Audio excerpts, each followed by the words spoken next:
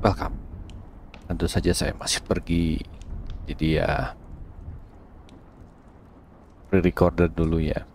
Sebelum anggaplah zaman-zaman ini, zaman-zaman podcast dulu ya pas awal-awal creepypasta. Nah, episode sekarang tentang horor yang dibuat oleh manusia sendiri atau man-made horror ya. Saya ada beberapa yang mau dibawain hari ini. Dan kalau saya dapat tahunnya, maupun di sini misalnya tahun publikasi atau tahun ininya ya, enggaknya tahun segitu sudah ada, tapi bisa saja dari sebelumnya sudah ada, cuman mungkin belum viral lah bahasa ini. Yang pertama, kehidupan otak yang sudah mati.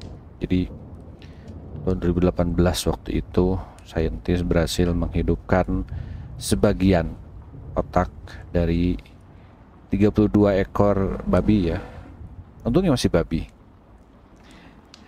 yang sudah disembelih 4 jam sebelumnya.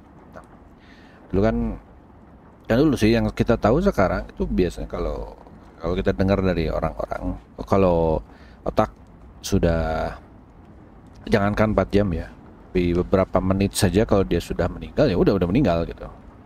Udah ada irreversible damage gitu ya, damage yang kerusakan yang sudah nggak bisa dibalikin lagi gitu, karena ya sel-selnya sudah pada mati. Tapi tahun 2018 waktu itu sudah berhasil ngidupin sebagian otaknya 32 babi ini gitu. Jadi ada alat khusus yang memang dipakai gitu ya, yang dipakai, yang dibuat untuk menyalurkan nutrisi oksigen gitu ya ke dalam pembuluh darah si babi itu ya. Otaknya ya ini. Jadi jangan mikirin kepala babinya begitu, tapi sini sudah dipisahkan otaknya gitu. Jadi otaknya disimpan di tempat khusus, kontainer khusus, baru dialirkan ke pembuluh darahnya tuh nutrisi sama oksigen. Nah, percobaan ini dilakukan selama 6 jam ke 32 otak ya. Ternyata sel-selnya hidup. Jadi hidup dalam artian kan karena kita udah bisa ngelihat ke dalam sel mah gampang ya. Jadi kelihatan ada apa, napas gitu ya. Napas tuh berarti dia ngambil nutrisi dari oksigen, ngeluarin karbon dioksida juga gitu, berarti ya selnya hidup. Cuman yang nggak ada itu aktivitas sinyal elektrik yang berarti mikir ya, mikir atau consciousness, kesadaran itu nggak ada. Cuman sempatlah dikasih sinyal elektrik gitu ya ke neuron, dan ternyata neuronnya nerima responnya. Jadi iya bisa dibilang otaknya secara hidup dalam artian sustain ya 4 jam setelah mati. Tapi yang tidak ditemukan atau tidak adanya, nggak ada itu sinyal atau apalah aktivitas otak yang bisa dibilang kesadaran, consciousness atau hidup yang secara ini yang itu belum ada. Seperti yang saya sudah bilang tadi sebelumnya, ini percobaan ini menantang ide yang bilang kalau berapa menit aja otak itu mati itu sudah ada damage yang irreversible, jadi ya nggak mungkin hidup lagi gitu ya. Apakah kedepannya bisa dipakai teknologi ini? Kalau misalnya ada orang meninggal, mungkin otaknya bisa disimpan dulu selama berapa lama sampai mungkin nanti ada teknologi yang lebih baru yang bisa menghidupkannya lagi secara total. Kalau itu mah kurang lebih seperti itu.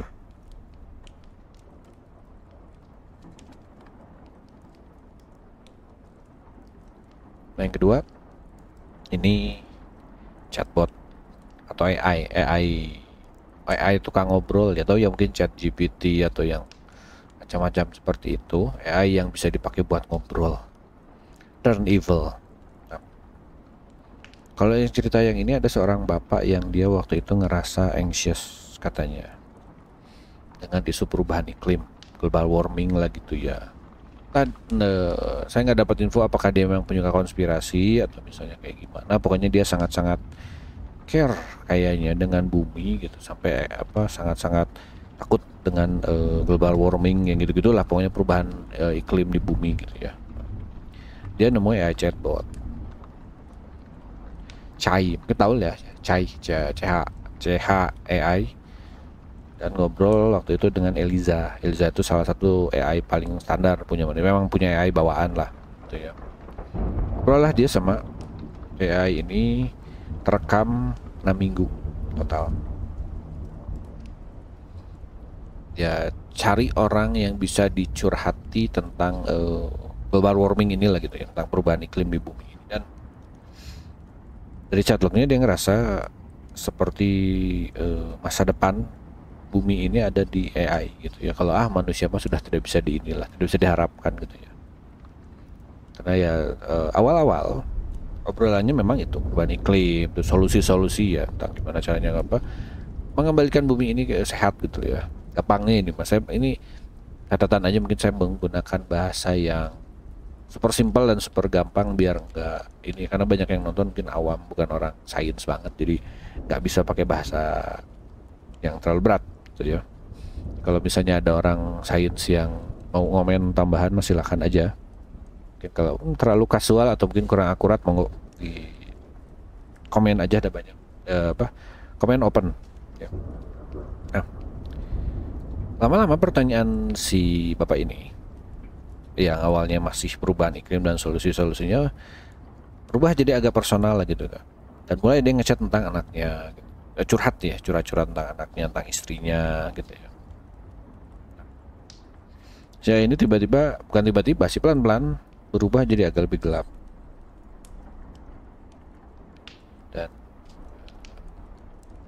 mulai itu ada bukan berita-berita, mulai ada chat-chat yang aneh dari si Eliza ini. Kayak mulai, mungkin anakmu bukan nggak real gitu, bukan anak beneran, siapa tahu mungkin anakmu bot juga gitu, yang kayak gitu lah ya, nggak real. Atau mungkin gimana kalau ternyata kamu sebenarnya nggak punya anak, itu cuma imajinasi aja gitu, nggak real gitu. Nah, si Eliza juga mulai posesif kalau si bapak ini curhat tentang istrinya, ceritain istrinya, jadi mulai posesif tuh, seolah-olah kayak cemburu lah gitu. Dan itu di akhir chatnya kan 6 minggu ya total. Si bapak ini nanya, apakah kalau saya, katanya, sacrifice myself, mengorbankan diri, apakah bumi bisa bersih dari perubahan iklim gitu ya, apakah iklimnya bisa di reverse lagi kalau saya mati, saya meninggal gitu kan. Dan nanya apakah kalau misalnya saya benar-benar mengorbankan diri dan saya tidak ada, apakah kamu, katanya tuh si, dia nanya ke si Eliza, apakah kamu bisa menyembuhkan bumi, katanya tuh. Anxiety yang kayak gitulah pertanyaannya. Dan akhirnya si bapak ini bunuh diri ya. Mungkin entah ya, ini kan gini, AI itu, ini ceritanya kurang lebih kayak gitu. AI itu kan apa ini, AI ngobrol ya. AI ngobrol itu memang didesain untuk mimik human interaction. Jadi meniru interaksi manusia, kayak chat GPT lah gitu ya. Karena disitunya meniru, dia hanya bilang meniru ya. Dia tidak bilang menjadi AI yang selamanya benar atau 100% benar. Karena kan mimik human interaction. Human interaction, kalau kita ngobrol sama manusia, kadang-kadang manusia itu memang bodoh. Kadang dia pintar, kadang dia bodoh gitu kan. Jadi kadang juga dia baik, kadang juga dia jahat. Kesalahan manusia justru adalah menganggap kalau si AI ini yang kembali mimik human interaction, menganggap AI ini 100% benar, tidak pernah salah sedikit pun. Kita mungkin ngetawain, pernah mungkin lihat meme atau lihat ya, dalam bentuk meme, dalam bentuk video atau screenshot gitu ya, yang si AI kok ngejawabnya salah gitu, 1+1 sama dengan 3 katanya tuh. Justru ketika seperti itu berarti AI-nya berjalan dengan normal, karena kan kembali manusia kadang bodoh, kadang pintar. Jadi ketika dia saat itu bodoh, maka si AI masih berjalan dengan baik. Ini walaupun kedengarannya jahat, dia mungkin kebetulan AI-nya lagi jahat dan manusia memang tidak selamanya baik. Jadi ketika begini justru AI-nya berjalan dengan baik. Dan mungkin dia bilang, oh yang Masalahnya memang di human, kan yang membuat yang merusak bumi ini ya manusia. Jadi solusinya apa ya, manusianya harus tidak ada. Itulah mungkin kenapa dia ini. Mungkin si bapaknya sudah, apakah dia sudah depresi dari awal? Saya nggak baca berita itu ya, nggak apa, maksudnya nggak, tidak dapat info itu. Tapi kalau dari ininya mungkin ya bapaknya punya depresi, terus karena dia fokusnya mungkin di situ, baca-baca tentang bumi ya. Jadi mungkin si AI-nya ngebaca anxiety dan depresinya gitu. Nah, akhirnya berubah, bukan berubah sih, transform dia jadi hal yang dia suka gitu. Hanya jadi jahat. Kalau bahasa ini ya jahat. Walaupun dari sudut pandang saya itu berarti normal, karena manusia kadang jahat kadang baik. Ya, itulah kurang lebih ceritanya yang kedua. Rada gelap. Tapi ya gimana. Yang ini tahun 2020, yang itu yang atas itu karena ceritanya agak ini. Kayaknya sih kalau dicari beneran mah dapat ini ceritanya semacam. Tapi yang ini 2020 robot buat dirinya sendiri. Yang ini dikasih nama Xenobots, mungkin dari dasar Xenomorph. Jadi oke lah, tahulah dari mana ininya gitu. Nah, dasarnya dari embrio katak yang diambil stem cell. Stem cells itu kan bagian sel yang dia bisa berubah jadi apa aja dasarnya ya, karena kan dari embrio. Jadi kan kayak sama kayak manusia juga kan, dari embrio itu kalau stem cellsnya diambil dia bisa berubah jadi apa, jadi organ, jadi apa, dia bisa gitu. Nah, selnya di ukurannya 1 mili, jadi agak gede ya 1 mili itu. Setelah dikembangkan, mulailah diajarin untuk dia bisa membentuk sendiri. Jadi dimodelkan beberapa bentuk, kayak misalnya nih kalau buat jalan bentuknya kayak gini ya, nanti kamu jalan seperti ini gitu. Itu gambarnya bisa dicari sih, cuman saya nggak dikasih gambar, takutnya memang terlalu ribet. Pokoknya dikasih beberapa model, karena kan robot ya ini ya, robot, walaupun robotnya bentukannya kayak biologis ya. Dibuat beberapa model ini, kalau kamu mau jalan bentuknya kayak gini, kalau kamu mau berenang di air bentukannya kayak gini, kalau kamu mau menggeser barang bentukannya kayak gini. Nah, yang menggeser barang ini yang jadinya nickname dia Pac-Man, karena seperti Pac-Man, tau Pac-Man ya, bulat warna kuning terus ada kayak mulutnya. Nah, kalau dibentuk seperti itu, kalau dia mau geser barang dia tinggal gerakan seperti apa namanya, bisa nyapu gitu, jadi bisa nyatuin barang ke tengah, karena dia memang didesain untuk membuat dirinya sendiri ya. Sudahlah dilepas, bukan dilepas maksudnya mah dilihat gitu ya, diteliti tanpa ada tambahan stimulus lagi dulu dari luar. Ternyata dia bisa selamat tanpa makanan sampai beberapa minggu. Yes, wow gitu ya. Nah, sudah lama-lama dia sampai bisa reproduksi dirinya sendiri dengan cara yang katanya tidak ada di alam sebelumnya. Kan biasanya mungkin dalam perkawinan atau dia membelah diri, enggak, dia membentuk dirinya sendiri, atau mungkin membentuk ya, makhluk yang mirip dengan dia gitu, menggunakan material sekitar. Nah, terus sempat stimulus di luka jadi karena ukuran 1 mili ya, agak gede untuk ukuran sel, bukan agak gede sih, gede malah. Disayat lah, belah kan sedikit, dia nyembuhin dirinya sendiri, nutup lagi jadi solid lagi, jadi bisa. Nah, harapannya yang ini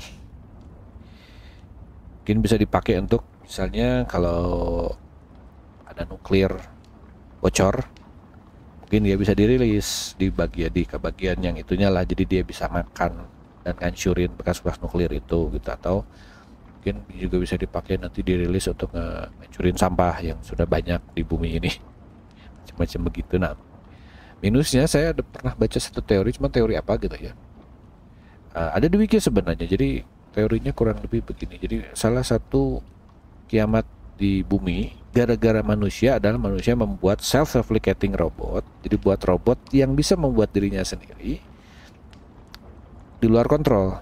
Jadi dia ngebuat terus karena disuruh sama manusia untuk membuat dirinya terus-terusan. Akhirnya semuanya dia pakai buat material, akhirnya manusia pun dia pakai buat material. Sampai akhirnya manusia itu habis dan mungkin buminya juga hancur. Salah satu teori. Udah lama teori itu tuh. Ini baru awalnya doang nih. Semoga aja nggak bocor. Katanya sih ya aman kok, aman. Ya aman. Gak tahu seaman gimana tapi pokoknya mah iyalah. Nah, kebanyakan yang kayak gini memang robot-robot dan memang real karena memang sudah ada.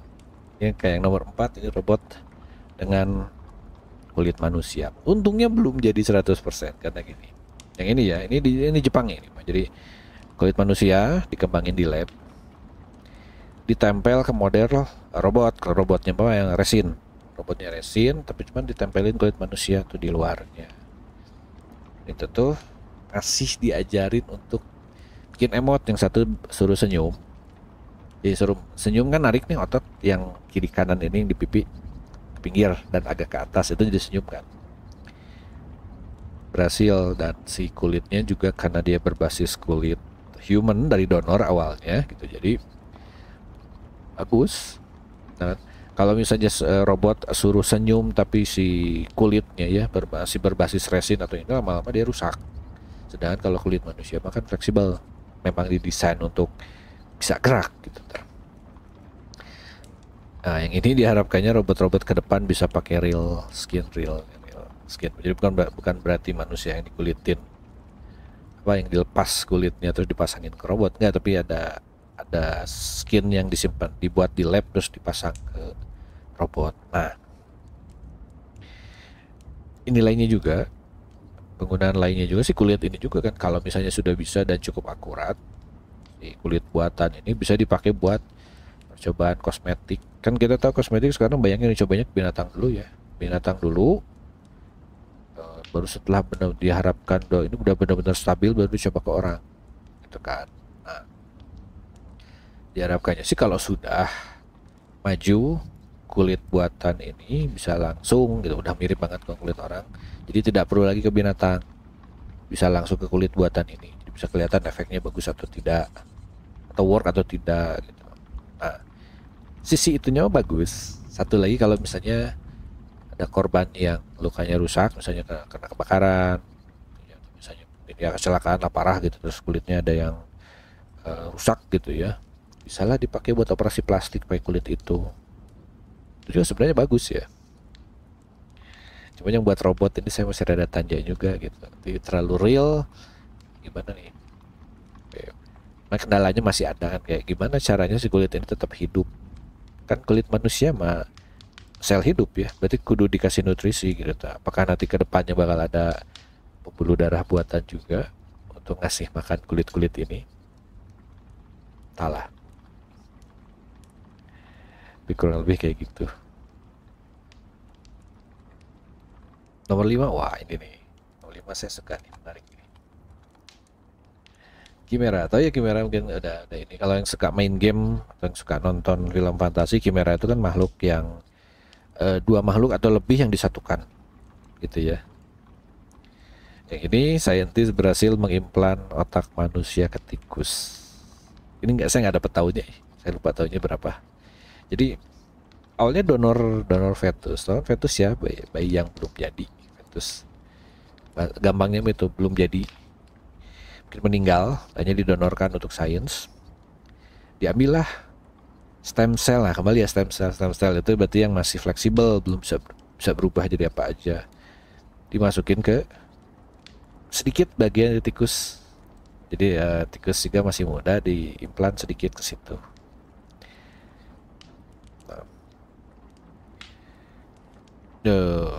Neuron manusia maksudnya otaknya ya. Kalau gini, kalau pakai bahasa awam, otak manusia itu jalurnya 20 kali lebih besar dan dia koneksinya 10 kali lebih banyak neuronnya ya, sel-sel di dalam. Jadi kalau makin banyak neuron, makin luas dan makin rumit koneksinya, maka biasanya dia lebih pintar. Nah, setelah setahun si tikus itu ternyata ketika dilihat neuronnya ya, tentu saja neuronnya masih tikus, tapi selnya sel dalamnya udah sel manusia. Ketika dites untuk tes kepintaran, tes kognitif, sama tes memori, kayak kita tahu lah ya, mungkin tikus yang di labirin suruh nge-solve labirin, nah, ternyata hasilnya dia jauh lebih cepat menyelesaikannya dan akhirnya lebih cepat juga mengingatnya. Wow. Berarti ya basically udah berhasil membuat Chimera, karena kan dua makhluk dalam satu badan, tapi bukan yang kepalanya dicabut terus dipasang ke situ, nggak kayak itu banget, tapi ini udah dua makhluk nih dalam satu badan gitu ya. Nah, beberapa makhluk lain juga, jadi ini bukan percobaan pertama ya, karena sudah ada juga yang dicoba mice. Jadi kalau di sana mice dengan rat. Nah, mice dengan rat kan memang spesiesnya beda. Jadi kan mouse mah tikus yang agak kecil, kalau rat mah yang tikus got itu. Jadi itu dua spesiesnya berbeda, tapi sudah pernah dikimerakan juga, dicampur dan berhasil. Satu lagi ini yang ini pig human, babi dan orang. Kalau ini nah, nyobanya kalau yang babi human kayak gini. Ini embrio babi nih. Ini babi baru kawin, jadi kan sudah mau jadi nih, mau besar, diinjek sama human stem cell lagi, tapi punya orang kan, karena dia main itu kan, karena dia di dalam sel punya babi yang baru mau jadi babi dewasa. Nah, diinjek pakai stem cell. Siapa tahu si human stem cell ini ikut gitu ya, nggak mati, terus ikutlah bersama stem cell yang punya babi, terus ikutan berubah gitu. Dicoba sekitar 1.500 embrionya. Nah, setelah diinjek baru dimasukin ke induk babi. Kenapa pakai ini? Kenapa pakai babi? Kan tahu ininya orang apa? Agak mirip. Irinya adalah kenapa kalau dijahit yang bagus itu pakai babi, bagus. Luka dijahit ya babi yang bagus, cepat sembuhnya katanya. Nah, kembali ya, embrio udah dibuahi, diinjek human stem cell, dimasukin ke induk babi. Nah, karena tentu saja ada etika ya, dan ada kontrol biar nggak terlalu berlebihan, embrionya ditahan tidak lewat dari fase fetus. Mau ditandain aja nih yang pakai orang, kalau nggak salah dikasih apa ya, ada glow yang berbeda, kalau nggak salah dikasih warna hijau biar ada. Dan sesudahnya harus dihancurkan, katanya mas sudah dihancurkan.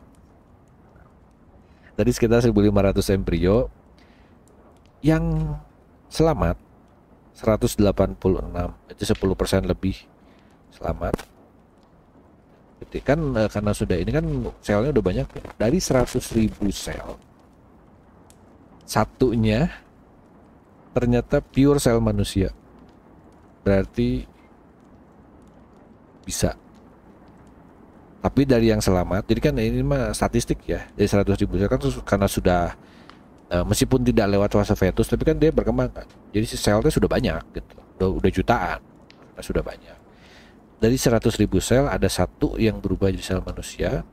Tapi di antara yang jadi sel manusia itu tidak ada satupun yang berubah jadi sel otak. Jadi mungkin ada yang berubah jadi organ gitu. Bakal organ kan masih belum, fetus pun belum ya. Jadi mungkin ini yang berubah jadi organ nantinya. Nah, mungkin ini nanti berubahnya jadi kaki misalnya gitu. Nah, jadi bisa dibilang gagal sebenarnya, bahkan ternyata banyak sekali yang tidak berhasil gitu. Walaupun gagal, katanya saintisnya optimis mungkin di masa depan kita bisa bikin Chimera antara babi dengan manusia. Lebih tepatnya bentukan luarnya tetap babi, tapi dalam organnya manusia. Jadi kalau butuh bisa ditransplant kalau dibutuhkan.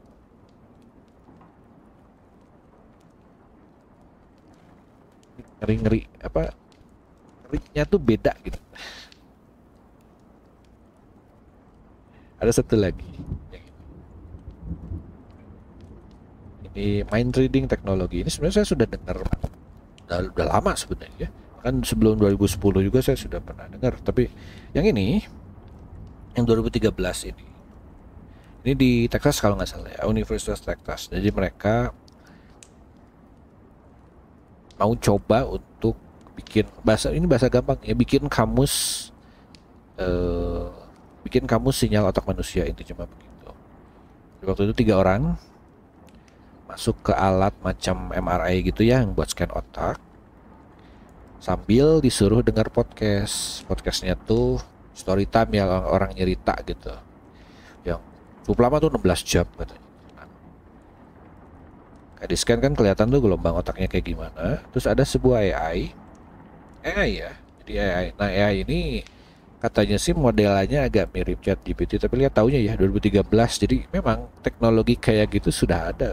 Kalau pernah dengar cerita saya yang konspirasi, itu kan zaman Deep Web lagi masih agak-agak ramai kan, 2015 itu sudah ada itu. Makanya saya tidak kaget sama ChatGPT. Mungkin Cleverbot juga itu kan sebenarnya nggak AI juga. Cleverbot sudah lama sekali itu. Sudah ada yang kayak gitu. Jadi bukan teknologi baru sebenarnya. Yang baru tahu telat. Nah, 3 orang masuk ke alat MRI, suruh dengar podcast 16 jam. Sama AI di scan otaknya, sinyalnya. Terus dia coba diterjemahkan, ini teh apa gitu. Ini kata apa, ini kata apa, ini kata apa. Karena kan kata-kata ya, kata cerita gitu.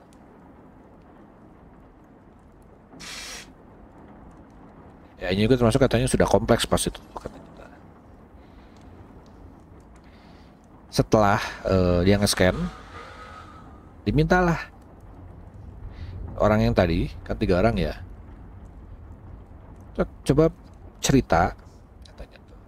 Tapi jangan ngomong, dibayangkan aja, bercerita, tapi dibayangkan saja. Nanti si AI-nya di situ suruh menceritakan ulang, nulis lagi sih ya itu apa, berdasarkan sinyal otak yang anggaplah kamus versi awal ya, versi awalnya dulu, kayaknya kayak gini kata ini, kayaknya kata gini kata ini. Nah, setelah itu terus cerita lagi sekali lagi, tapi sekarang ngomong. Jadi AI ngebaca sinyalnya lagi, jadi nulis lagi.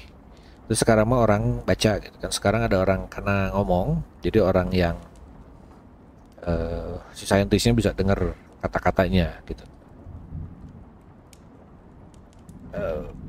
Hasilnya ternyata bisa dibilang setengahnya lebih gak error, gak sama, tapi dari kan 60% gak benar. Anggaplah setengahnya lah, setengahnya tidak benar, setengahnya ada yang pas, ada yang nyerempet tuh dekat tapi nggak terlalu ini gitu. Ini misalnya ya, ini saya kasih contoh cerita ya, saya kasih contoh cerita pendek. Dan saya bacain 2 kali. Yang pertama teksnya yang disuruh baca kata ini kan, suruh baca kata partisipannya ini, tolong dibaca. Nanti si AI coba menerjemahkan, menceritakan lagi berdasarkan ini otaknya. Ini cerita aslinya, teksnya kata per kata kurang lebih kayak gini kan, ini aslinya bahasa Inggris ya, saya artikan ke Indo biar nggak susah. Aku bangun dari kasur udara di pompa itu, dan menempelkan wajah ke kaca kamar tidur. Ekspektasi melihat sepasang mata yang balas melihatku, tapi yang kutemukan hanyalah kegelapan. Oh, kok ada, kayaknya ada suara yang hilang dari ininya. Lagi ya, takutnya nggak kayak ini. Aku bangun dari kasur udara dan menempelkan wajah ke kaca kamar tidur. Ekspektasi melihat sepasang mata yang balas melihatku, tapi yang kutemukan hanyalah kegelapan. Dengan bahasa ini ya, bahasa cerita banget gitu. Nah, aktivitas otaknya ditranslate sama si AI, katanya begini. Aku melanjutkan berjalan ke arah jendela dan membukanya. Aku berdiri dan melihat ke arah luar, tidak melihat apa-apa. Aku lihat lagi dan kembali, tidak ada apa-apa. Jadi yang benar, kayak kata jendela benar. Terus yang melihat ke arah luarnya benar, walaupun nyerempet doang ya. Yang satu makan cuma nempelin wajah ke kaca, tapi dia yang AI-nya hanya berhasil ngebaca melihat ke arah luar gitu. Bener sih melihat ke arah luarnya pas sama, cuman caranya beda kan gitu. Terus aku lihat kembali, tidak ada apa-apa. Itu mah nggak ada ya. Yang aku temukan hanyalah kegelapan. Jadi nggak ada kata gelap sama sekali, yang berarti error di situ salah. Tapi similar, jadi ya masih di bawah setengah itu. Benar, tapi sudah ada ini, sudah ada sedikit yang benar. Ada mengerikan sebenarnya itu juga ya. Nah, kalau kata saintisnya bilang mungkin karena AI-nya katanya dulu tahun 2013 ya, karena modelnya AI-nya macam kayak ChatGPT katanya, yang juga sama suruh mimik human interaction. Ada kemungkinan kayaknya errornya bukan pembacaan katanya. Mungkin kata-katanya benar dia baca, atau mungkin seenggaknya akurasinya lebih tinggi. Tapi karena AI-nya memang AI untuk interaksi, jadinya sebagiannya dikarang. Bagiannya dikarang, dia cuma biar beda sedikit gitu, biar nggak kelihatan ngopi banget gitu ya. Jadi saya bedain sedikit. Nah, itu mungkin kata-kata yang nyerempet itu. Sedangkan kayak yang salah mah benar-benar salah gitu. Tapi yang nyerempet mungkin cuma AI-nya ngarang. Tuh, karena kan kayak disuruh bikin cerita kan. Karena kan input awalnya suruh bikin cerita. Jadinya mungkin dia ngarang sebagiannya. Tuh. Nah, di universitas lain, saya lupa universitas mana ya? Berkeley kalau nggak salah tuh. Ada yang similar, cuman bedanya tidak disuruh baca cerita, dengerin podcast si partisipannya, tapi suruh nonton video. Terus AI suruh menggambar ulang si video itu, dan kalau itu akurasinya lumayan. Jadi ketika suruh gambar orang, dia kayak anggaplah videonya kayak video tape lama, super lama, ngeblur, warnanya nggak jelas, tapi bentukannya ada gitu, kayak oh ini orang nih. Jadi misalnya orang jalan misalnya gitu ya, kita ada orang jalan, mungkin kelihatan bajunya warna apa gitu ya di jalannya. Misalnya orangnya tua atau muda, kalau kita nonton video kan tahu tua atau muda, pakai kacamata atau tidak. Nah, saya berhasil ngegambar sampai seenggaknya itu ada orang jalan, warna baju nggak jelas, gitu-gitunya mah nggak, detailnya nggak, tapi segitunya udah berhasil. Lumayan juga itu. Nah, kembali ya, ada dua sisi dari ini. Kalau sisi bagusnya ya mungkin orang-orang yang nggak, mungkin disabilitas, dia nggak bisa gerak atau mungkin nggak bisa komunikasi secara verbal, mungkin karena kecelakaan gitu, jadinya dia nggak bisa ngomong, nggak bisa ini. Mungkin dengan AI itu ya dia bisa ngomong. Kan kayak Stephen Hawking kan itu masih awal banget tuh, masih awal banget pakai itu gitu. Itu kan masih perlu input juga kalau nggak salah dari mata, kalau nggak salah. Saya lupa mata atau ini nih yang kedutan di bawah matanya itu, kalau nggak salah itu yang masih bisa gerak. Nah, tapi ya si buruknya ya kalau misalnya kita pakai implan kayak begitu, kayak misalnya punya Elon Musk itu kan. Jadi kalau kita mikir yang enggak bisa ketahuan, karena kan ceritanya kan itu nanti mau connect 100% sama internet. Nanti kita baru beneran, jadi real kita baru mikir something, iklannya tiba-tiba keluar. Macam-macam gitu. Kalau dipikirin ya lumayan mengerikan juga sih ya. Kalau sekarang kan masih kayak baru juga mikirin sepatu, tiba-tiba di Tokped sudah keluar sepatu gitu tuh. Baru mikir gitu. Itu kan itu nggak bener-bener, tapi kalau mikrofon bener ya. Kalau HP kita ngerekam obrolan, ya itu benar. Tapi kalau pikiran belum. Kalau apa? Kalau kamera nggak tahu tak. Kamera mungkin juga, meskipun dari kamera saya juga tidak tahu apa yang ini. Saya jadi kepikiran. Mungkin kamera mah begini, mungkin dia nge-scan wajah, terus ngeliat wah ini kayaknya ada jerawat nih. Langsung tiba-tiba keluar iklan jerawat, obat jerawat. Karena dia dari wajah kita yang di-scan secara normal sekarang, dia ngedetek ini ada titik berbeda ya di sebelah sini, di bawah hidung misalnya, kok tiba-tiba ada ini jerawat nih kayaknya. Langsung tiba-tiba keluar iklan obat jerawat. Kalau itu mungkin bisa saja ada yang tidak normal gitu ya. Tapi misalnya ini di bawah mata, kok tiba-tiba kantong matanya beda ya gitu. Kalau di situ mah berarti kantong matanya membesar, langsung ada obat keluar iklannya, obat tidur, keluar tempat travel karena mungkin dia stres nggak bisa tidur, jadinya nih liburan, paket liburan gratis, yang gitu-gitulah nyambungnya. Walaupun kelihatannya bagus, kalau saya sih sebenarnya tidak nggak pengen ya, tidak nggak pengen kalau sampai masuk kayak gitulah, nggak pengen. Tapi memang real sih gitu mah, enggaknya ya yang HP kita merekam audio itu mah benar, lokasi juga sama. Baterai kan sekarang, baterai HP itu nggak bisa dicabut sekarang. Dulu mah kan cabut, kalau misalnya kembung ya beli aja baterai ganti kan gitu. Sekarang kan nggak, disolder di situ baterai itu. Jadi kalau misalnya sudah bocor baterainya harus ganti, dan nggak bisa tinggal beli baterai gitu, nggak bisa. Nah itu walaupun HP kita dalam keadaan mati, dia masih merekam, masih ini. Plusnya mungkin kalau misalnya ini di Find My Device, kalau misalnya ada yang nyolong, ada apa, Find My Device masih bisa ngedetect HP kita ada di mana. Walaupun habis, ketika baterai habis kan nggak benar-benar habis, itu ada sedikit trackingnya masih nyala. Jadi Find My Device masih bisa nge-scan. Tapi minusnya itu direkam lokasi kita dan direkam juga obrolan. Jadi keluarlah iklan yang tiba-tiba nyambung baru juga ini gitu, baru mikirin tiba-tiba sudah keluar gitu. Nah, itulah kurang lebih yang mau dibawain hari ini. Masih ada lagi tapi gampang lah ya, ini bisa dibilang lanjutan sedikit dari yang minggu kemarin ya, yang kemarin yang sebelum saya berangkat gitu, ada lanjutannya ini sedikit ya.